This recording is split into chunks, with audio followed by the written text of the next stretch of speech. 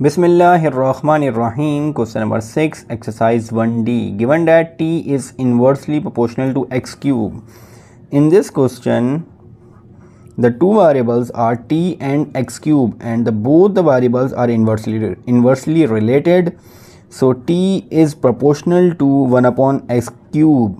As the proportionality is inverse, so t will be proportional to 1 upon x cube for the inversely related, because they are inversely proportional.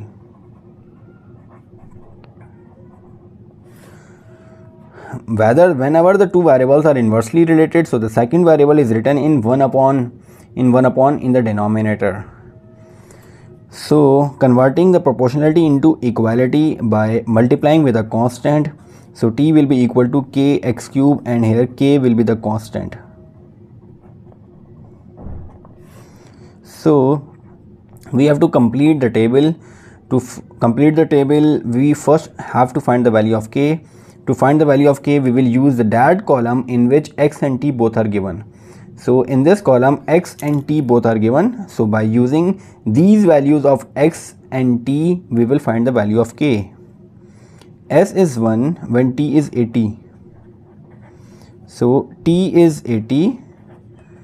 K, S is 1, so 1 cube. 1 cube is 1, so the value of t, k will be 80.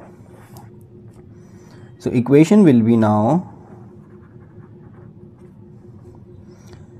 t is equals to 80 upon s cube. So this is the equation. By using this equation, we will find the remaining values. So first in the second column, s is given as 2, and we have to find the value of t. So using the equation, t is equals to 80 upon 2 cube. 2 cube is 8, so t is equals to 80 divided by 8.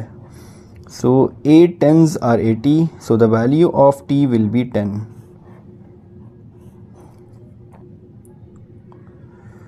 So now second, in the second unknown value, s is 4, and we have to find the value of t. So using the equation is t is equals to 80 upon s cube. So t is equals to 80 divided by 4 cube, and the 4 cube is 64, so it's 80 divided by 64. So 80 divided by 64 will be 1.25. So the value of t will be 1.25.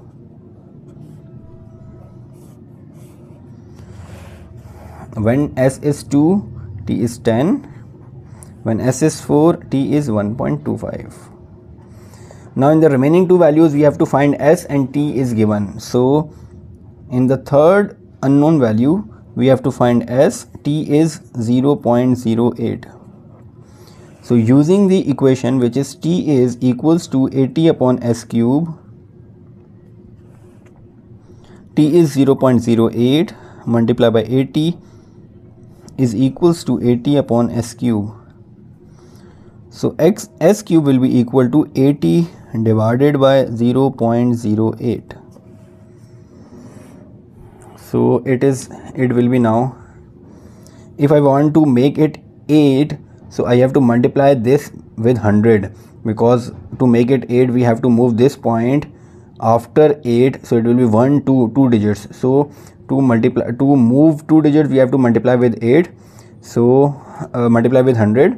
So as I will multiply the denominator with 100, so I have to multiply the numerator with 100 also. So it will be now, when 0.08 multiplied by 100, it will be now 8, and 80 multiplied by 100, it will be 8000. So it will be now 8 ones are 8 and 1000. So s cube will be equal to 1000, and the s cube of 1000 will be, now to find the value of s, we have to take the cube root. So cube root of s cube and cube root of 1000. The cube root of 1000 is 10, so s will be equal to 10. So it means that when t is 0.08, s will be 10. Now the last unknown, in which t is 0.01, we have to find s. T is 0.01 using the equation. The equation is t is equals to 80 upon s cube.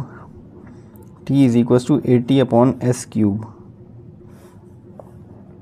T is 0.01 is equals to 80 upon s cube.